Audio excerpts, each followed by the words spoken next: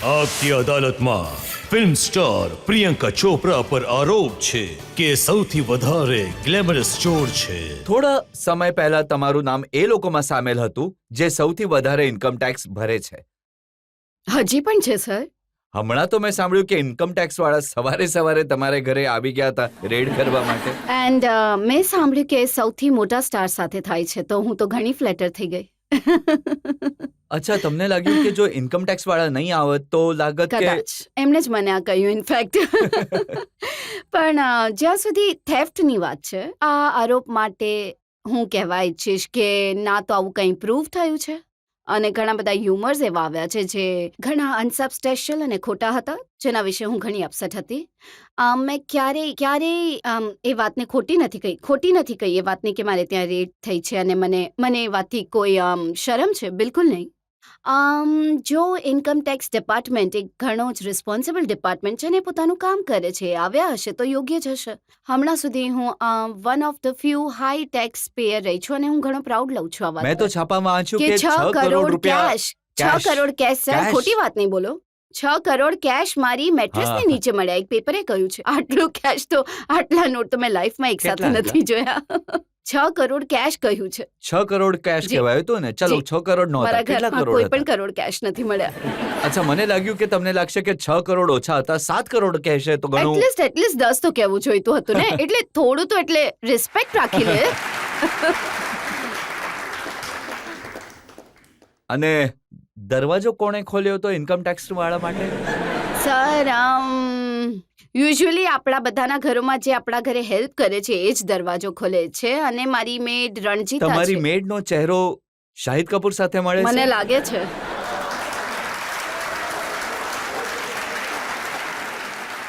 મને લાગે છે કે જે ન્યૂઝપેપરે આના વિશે લખ્યું હતું એ ઓબ્વિયસલી ઇન્કમ ટેક્સ ડિપાર્ટમેન્ટની સાથે મારા ઘરે આવ્યા હશે, જેથી એમણે જોયું હશે કે કોણે દરવાજો ખોલ્યો છે. અમે લોકો તો હસી રહ્યા છીએ, મજાક કરી રહ્યા છે આ બાબતે, પણ એકચ્યુઅલી આ ઘણી ચીપ વાત છે, અને આઈ થિંક જે પણ છોકરીઓ અહીંયા બેઠી હશે એ સમજી શકશે કે હું કેવું ફીલ કરું છું, અને આ ખોટું છે. જો તમારી પાસે ના તો કોઈ પ્રૂફ છે અને ના તો ક્યારેય એવું થયું છે, તમે કોઈ બેબુનિયાદ હ્યુમરની ઉપર એક ફ્રન્ટ પેજ ન્યૂઝ કે એક હેડલાઇન ટીકર બનાવો છો, અને એ વાતને કમ્પ્લીટલી ભૂલીને કે તમે કોઈ છોકરી વિશે વાત કરો છો, અને હું પણ કોઈની દીકરી છું, કોઈની બેન છું, અને આ વાત બિલકુલ ખોટી છે કે તમે આવીને આટલી ચીપ ન્યૂઝ પણ જે રીતે રજૂ કરવામાં આવી તમે લખો છો. તો હમણાં તો આપણે હસીએ છીએ આ વાત પર, એ વાતને ભૂલીને કે મારી પણ ઇજ્જત છે, હું પણ છોકરી છું. તો I don't take this very kindly at all. જ્યારે તમે કમીનેનું શૂટિંગ કરતા હતા તો કોઈ સીનમાં શાહિદ કપૂરને રડવાનું હતું તો તમે પણ એની સાથે રડવા લાગ્યા હતા? એકચ્યુઅલી શાહિદ કપૂર મારા હિસાબે ઘણા સારા એક્ટર છે, અને મારા જીવનમાં 3 વાર થયું છે માત્ર. એક હતું કમીનેના ઇન્ટરવલ સીનમાં, જ્યારે ગુડ્ડુનું કેરેક્ટર રડતું હતું. હું મારી લાઈન ભૂલી ગઈ હતી એકચ્યુઅલી, કેમ કે એ આ સીન ઘણું સારી રીતે કરી રહ્યા હતા, અને મને 2 સેકન્ડ પછી યાદ આવ્યું મારે શું બોલવાનું હતું, બીકોઝ એક એમનો મોનોલોગ હતો જ્યારે એ રડતા રડતા બોલે છે કે તે દગો કેમ આપ્યો મને, હું હકલાઉં છું તો તું કેમ પ્રિટેન્ડ કરતી હતી કે તું હકલાય છે. જો તમે લોકોએ ફિલ્મ જોઈ હશે તો you should remember that scene. He did it very well. તો જ્યારે હું સામે હતી એઝ એન એક્ટર, હું બિલકુલ ભૂલી ગઈ હતી કે મારે પણ બોલવાનું હતું, because I got really sucked into his performance. આ પહેલી વાર સાથે શાહિદની સાથે થયું, બીજી વાર શાહરુખ ખાનની સાથે થયું ડોનમાં. એમને અમારા લોકોનો ફાઇટ સિક્વન્સ ચાલતો હતો, મારું ગળું પકડીને બોલવા જાય છે અને કંઈક, and I forgot my line, કેમ કે હું એટલી ડરી ગઈ એકદમથી. અને ત્રીજી વાર રિતિકની સાથે ક્રિશમાં થયું હતું એક સીનમાં. અગેન એ પરફોર્મન્સની સાથે હું એટલી મેસ્મરાઇઝ થઈ ગઈ હતી, આઈ ફોરગોટ. તો જ્યાં સુધી રડવાની વાત છે, નહીં, આઈ થિંક હું ઘણું એડમાયર કરું છું શાહિદને એઝ એન એક્ટર. જનતામાંથી કોઈ સવાલ પૂછવા ઈચ્છે છે? મેડમ, તમે હમણાં સરે કહ્યું હતું કે તમે બરેલીને રહેવાવાળા છો. પહેલા મને ક્લિયર કરી નાખો, તમે બરેલીના છો કે પંજાબના રહેવાવાળા છો? મારા જીવનમાં એકચ્યુઅલી ઘણું કન્ફ્યુઝન છે. હું જો તમને જણાવું, એક્સપ્લેન કરું છું. મારા દાદા દાદી અંબાલાના છે. મારા પેરેન્ટ્સ, મારા ડેડની આખી ફેમિલી અંબાલાની છે, હમણાં પણ ત્યાં જ રહે છે, મારા કાકા કાકી.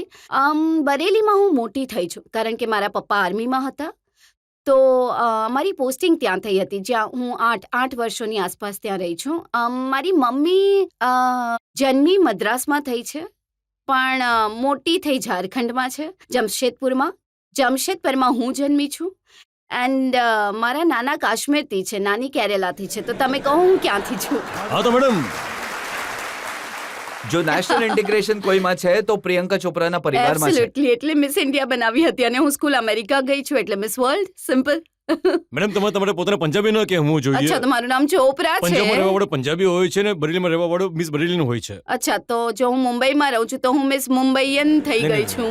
જો તમે પંજાબમાં નથી રહેતા તમે પંજાબી નથી. નહીં. આઈ થિંક એમનો જે પ્રોબ્લેમ છે જીવનમાં એ છે કે તમારું ઘણું નાનું મગજ છે અને તમે